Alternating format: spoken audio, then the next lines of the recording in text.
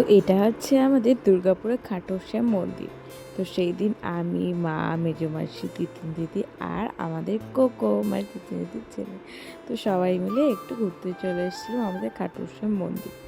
তো একটু ভাবলাম তোমার সাথেও শেয়ার করি। আর আমরা জাস্ট ঢুকেছি, দেখতে পাচ্ছ ভীষণ জোরে ঝড় স্টার্ট হয়ে গেছে, তারপর বৃষ্টি। তো আমরা যখন যাই ততক্ষণে আরতি শুরু হয়ে গেছিলো। তো আমরা যতটুকু আরতি হচ্ছে ততটুকুই দেখছিলাম।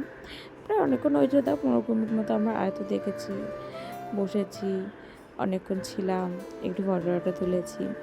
তো ভাবলাম একটু তোমাদের সাথেও শেয়ার করি আমাদের মন্দিরটা, মানে আমাদের দুর্গাপুরের খাটু শ্যাম মন্দিরটা। প্রথমে যেটা হলো, এই দেখো এখানে সবাই মিলে টিপ করছি আর প্রসাদ নিচ্ছি। এই যে আমাদের মহাদেব সকলের, এই দেখো মন্দিরটা, ভেতরটা বেশ ভালো। সন্ধ্যাবেলা একটা আরতির সময় এসে সময়টা বেশ ভালোই কাটে। এর আগেও এসেছি দুবার, বেশ ভালো কাটে, জানি না কেন এই মনটা বেশ ভালো লাগে। তার জন্য তোমাদের সাথে একটু শেয়ার করলাম। তো দেখো, এই দেখো বাইরেটা কি সুন্দর লাগছে, তাই না?